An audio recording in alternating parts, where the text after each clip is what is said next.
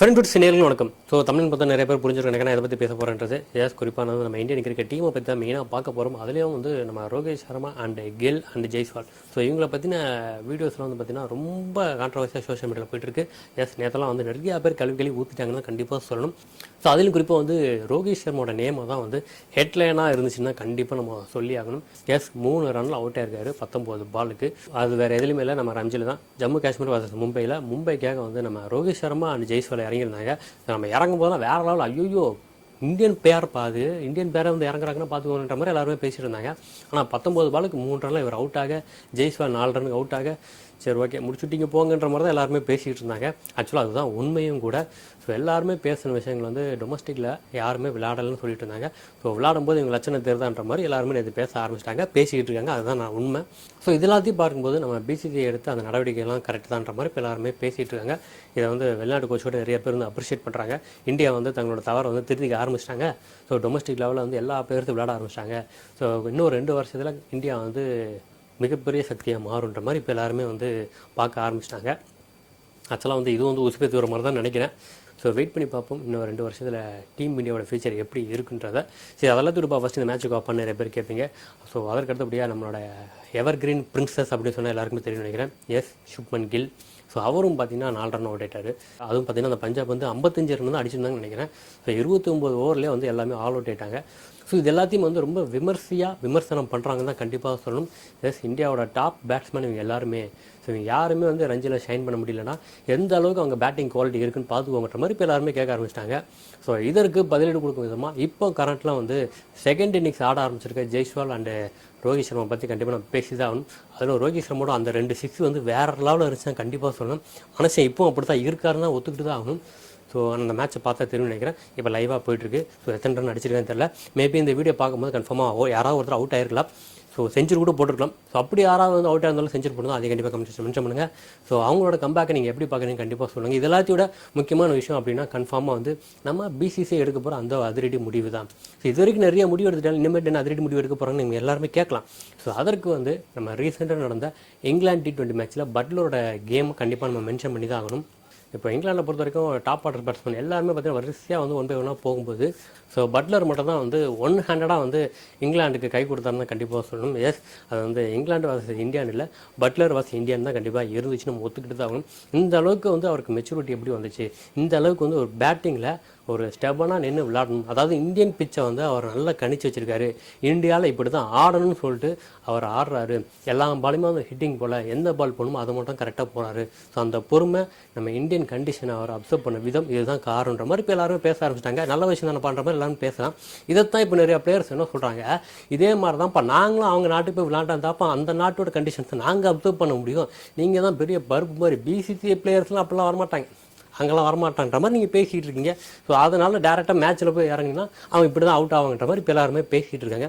உடனே பிசிசிஐ இப்போ திங்க் பண்ண ஆரம்பிச்சிட்டாங்கன்னு கண்டிப்பாக சொல்லணும். ஸோ அதிலும் குறிப்பிட்டு சொன்னால் இனி வரக்கூடிய மேட்சஸில் ஆக்சுவலாக பிபிஎல்லாக இருக்கட்டும் அண்டர் டோர்னமெண்ட்டாக இருக்கட்டும், ஸோ இதில் எல்லாமே நம்ம இந்தியன் பிளேயர்ஸ் இனிமேட்டு விளையாடுவாங்களா அப்படின்னா ஸோ இது வரைக்கும் பார்த்தீங்கன்னா ஃபுல் ஸ்டாப் தான் இருந்துச்சு. ஆனால் இப்போ ஒரு கொஷின் மார்க்காக மாற்றிருக்காங்கன்னு தான் கண்டிப்பாக சொல்லணும். இனி வரக்கூடிய நாட்களில் ஆக்சுவலாக 26க்கு மேலே கன்ஃபார்மாக இந்தியன் பிளேயர்ஸ் எல்லாருமே வெளிநாடுகள் நடக்கிற டோர்னமெண்ட்டில் பங்கேற்பாங்கன்ற மாதிரி தான் இப்போ எல்லாருமே யோசிச்சுட்ருக்காங்க. ஏன்னா சீனியர் பேட்ஸ்மேன்லாம் எல்லாம் பார்த்தீங்கன்னா இன்னும் 1 வருஷம் 2 வருஷத்தில் எல்லாருமே மேக்ஸிமம் வாஷ் அவுட் ஆகிடுவாங்க. ஸோ அதுக்கடுத்து பார்த்தீங்கன்னா எல்லாமே யங் பிளேயர்ஸ் மட்டும் தான் இருக்க போகிறாங்க. ஸோ அவங்களுக்கு போதுமான அளவு எக்ஸ்பீரியன்ஸ் வேணும் அப்படின்னா கன்ஃபார்மாக வெளிநாட்டு நடக்கிற டோர்னமெண்ட்டில் போய் விளையாண்டால் மட்டும்தான் அது நடக்குன்ற மாதிரி இப்போ எல்லாருமே பேசிகிட்டு இருக்காங்க. இதே பிசிசிஐ கருத்தில் கொண்டு ஏதாவது டிசிஷன் எடுப்பாங்களான்னு தான் இப்போ எல்லாருமே யோசிச்சுட்டு இருக்காங்க.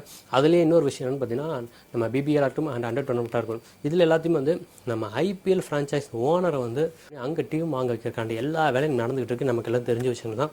ஸோ இந்தியன் பிளேயர்ஸ் அங்கே விளையாட போகிறாங்க அப்படின்னா கன்ஃபார்மாக இதுவும் ஒரு உந்துதலாக இருக்கும்.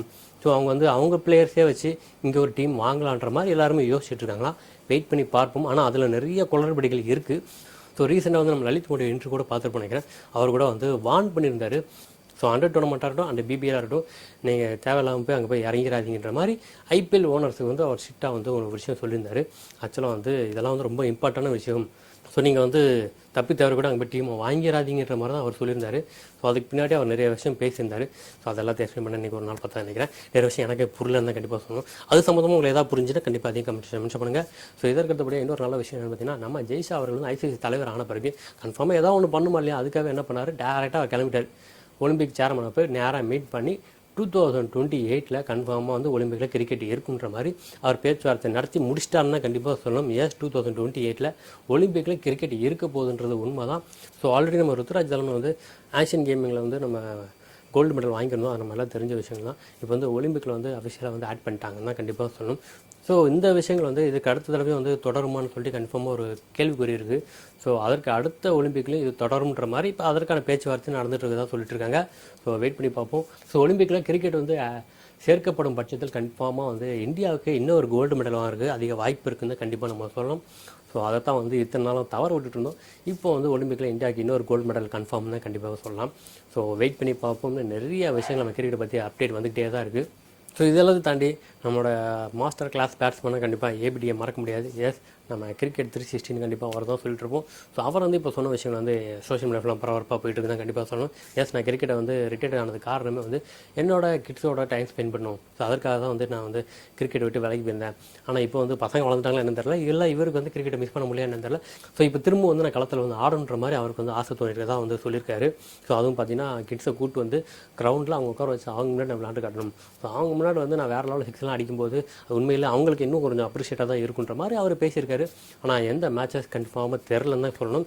குறிப்பாக வந்து எஸ்ஏ T20 இருக்கலாம், இல்லாட்டி அதற்கடுத்தபடி நிறையா நாட்டில் வந்து நடக்க தான் செய்யுது. குறிப்பாக வந்து பிஎஸ்எல் இருக்கட்டும் அண்டு பங்களாதேஷ் பிரீமியர் லீக் இருக்கட்டும். ஸோ இந்த மாதிரி நிறைய இடத்துல நடந்துட்டு தான் இருக்குது.